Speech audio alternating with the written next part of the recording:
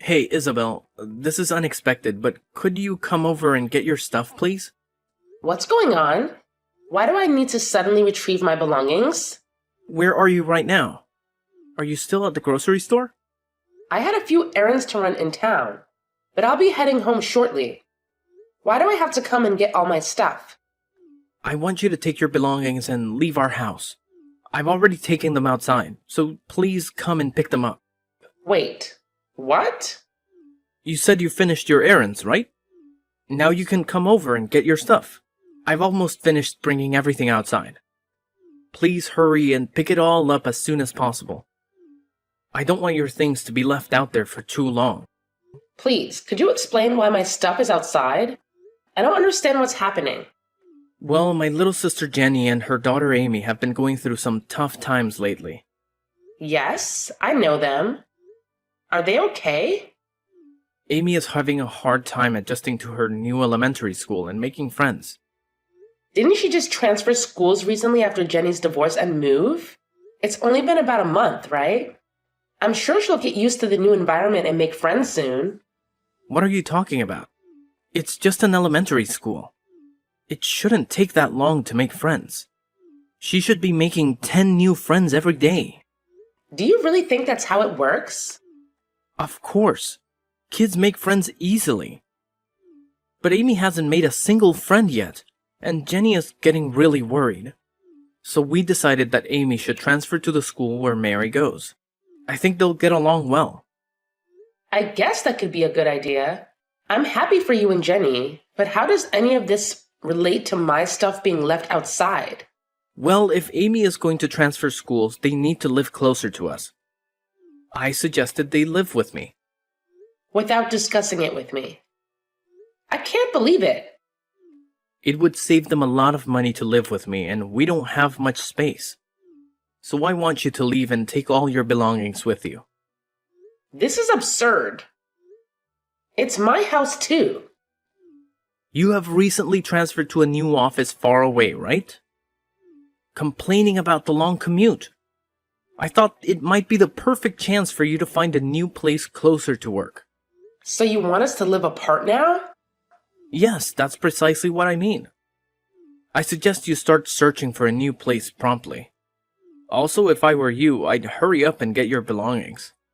Leaving them outside for too long might attract thieves. This is incredibly thoughtless. Did you even discuss any of this with Mary? She should have a say in it too. No need to discuss it with Mary. I know she'll be overjoyed. Spending time with Amy will make them best friends. This is so insensitive. I never knew you could be so heartless. Whoa, calm down. Don't get so upset just because you can't live with me anymore. Wait, what? No matter how angry or upset you get, it's already been decided that you're leaving, and it can't be changed now. Jenny and Amy are moving in today, so you're no longer welcome here. Got it? My sister has been through a lot, and I want to help her out. I hope you can find a new place soon. Don't worry, I already found a place to live. You did? That was quick. I received the keys yesterday and I plan to move my stuff tomorrow anyway. Well, that's great. I'm glad you found a place already. I guess you were tired of the long commute to work every day. I'm glad we're on the same page about this. What? You must be joking. Not sure what you mean, but I'm glad everything worked out. Now hurry up and come get your stuff. I don't want your belongings to be outside when Jenny and Amy arrive later today. Let me call my friend to help because I can't do it alone. We'll be there soon. Thank you so much for bringing all my belongings outside. It'll save me a lot of time. I'll be moving out today just as you want. Hi, Isabel. I want to express my apologies for the current situation. Thank you for your kindness. Both Amy and I appreciate that you're moving out so that we can have your room. No need to worry. I had plans to leave regardless of your moving in. Yes, I heard. Your job must be paying you well. Renting a place just for work is something I could never imagine doing. Actually, I'm not renting a new place because of work. I've made this decision because I feel it's time for a change. And I need some distance from you and Ethan. Oh? What brought this on all of a sudden?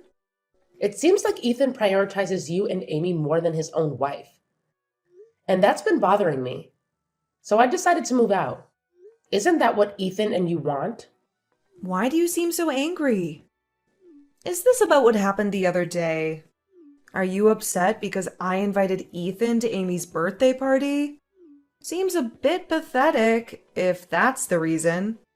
Please don't dismiss it like that. We had a family picnic planned at the park that day. But you called Ethan and asked him to buy presents for Amy since you had forgotten. I really couldn't understand what you were thinking when you acted like that. It was disappointing. I had no other choice. I don't own a car, and Ethan was the only person available to help. Ethan chose to prioritize buying presents over our family outing and ended up spending nearly $200 on a gift for a young child. Stayed at the party and didn't come back home till the next morning. Mary was very upset. She was looking forward to spending the day together. I understand it was disappointing, but it was just a picnic. Amy's birthday is more important. Seriously? I heard that you still went ahead with the picnic and took a framed picture of Ethan. Sounds like you had a great time. Yes, that was his idea, claiming it was similar to spending the day as a family. It felt like a joke. I truly am sorry. Raising Amy as a single mother after my divorce has been challenging. You should feel sorry for me too. I can empathize with the difficulties of being a single mother, but some choices led to that situation. Your infidelity played a part which isn't easy to overlook. What? Are you serious? It's the truth. Raising Amy alone might be tough, but it's a consequence of your actions. You also sought custody for child benefits, and it gives the impression that you made questionable choices. How dare you? Just because you're my brother's wife doesn't mean you can speak to me however you want. He is protective of me. I understand that, but Ethan is my husband and our child's father. He has other responsibilities, and I'd appreciate it if you stop relying on him for everything. Shut up, loser. Excuse me? Don't you think Ethan cares about you too much? Of course he cares about me. I'm his sister after all. I'm his number one priority. If that bothers you, maybe you should consider a divorce. Seriously? You mean that? Since you're going to live separately now, getting a divorce might be best. I can even help with the paperwork. You've got to be kidding me. My brother and I have always been close since we were kids. You're just his wife. Don't try to take him away from me. Anyway, I'm grateful that you left so we could live there. Hey, Isabel, when do you plan to return home? Excuse me? The laundry and dishes are starting to pile up. Can you please hurry up and come clean this place? Why am I the only one responsible for cleaning? I thought we agreed that I was moving out. Who cares if you moved out or if we're living separately? You're still my wife, and you should come home on weekends to help with the housework. It's your responsibility. Are you serious? In an ideal world, I'd want you to stop by after work every day and help out. But I'll settle for weekends. I'm being kind here. You're welcome. You must be joking. We're family, right? We should spend some time together at home on weekends, and you can do the housework when you visit. I'm just speechless. What's wrong? You made me move out of our home so that your sister and her daughter could live there. Now you want me to come home only on weekends to do the housework? Yes, it works out great for all of us. I'll be looking forward to having you over. You're still my wife after all. I expect you to do the housework, and that is normal. Well, I'm not your wife anymore, by the way. Why should I do the housework when I don't even live there anymore? I've finally settled into my new place. I'll come over one last time to pick up my daughter, but I won't do any of your housework. Maybe you can ask your sister for help. Wait, what do you mean? You're not my wife anymore? We aren't divorced. Actually, we are divorced. I've already sent in the paperwork. I've had enough of you. What are you talking about? You can't just go and divorce me without me knowing about it. Do you remember Mary, our daughter? She told me that she had been crying every night for the past 6 months. She kept saying that her dad didn't love her anymore, and that she didn't want to live with him anymore. Really? It seems that you never noticed because you were too busy with your sister, barely spending any time at home and constantly with her. Wait a minute. You're saying that you want to get a divorce just because of that? I always told you how much I care for my sister. We lost both our parents when we were young, and I'm the only person she can depend on. Yes, I know about all of that, and it's a great thing that you guys have a strong bond. Right? So I don't see what the problem is. The problem is that you've taken it too far. Wait, how? I've told you many times before. I've had enough of you and your sister. I can't stand it anymore. Actually, it was Jenny who suggested the divorce. She even helped me with the whole process. Jenny helped you with the divorce? Yes. She was the one who suggested it and gave me the paperwork with your signature on it. I had no idea it was forged. And you handed those divorce papers in? Yes, I did. Everything went smoothly and we are officially divorced now. No way! You've got to be kidding me. How could you get a divorce without my permission? That's illegal. It wasn't me. If the name was forged, then it was your sister Jenny who did it. You should be angry at her, not me. If it's really illegal, maybe we should involve the police. Just stop. How can you be so cold-hearted? Just because I spent a little time with my sister. You want a divorce? Are you stupid? Not at all. I think you guys are the ones being unreasonable. What did you just say? Fine, let's get divorced. Maybe you'll have some sympathy for Jenny. Once you realize how hard it is to be a single mother. Don't come crying to me then. As I told you earlier, we're already divorced. So way ahead of you. Well, I'm going to come over to pick Mary up. Hey, I'm really sorry that our situation led to your divorce. Don't worry about it at all. Getting a divorce was something that I had been considering for quite some time. Yeah, I kind of had a feeling that it was on your mind. Yes. I started contemplating it last year, actually. Wow. That's quite a long time to be thinking about getting a divorce. It gave me ample time to reflect and plan for the future. During that period, I began searching for a new place to live and saved up some money. So I'll be completely fine. Please don't concern yourself with my well-being. You and Ethan live your lives as you wish. Okay, I understand. We'll cherish our time together. I'm glad to hear that. I'm sure you both will find happiness. There's something I forgot to mention. Since you and Ethan are divorced now, could you please refrain from relying on him? I heard you tell him that you don't need any help raising Mary anymore.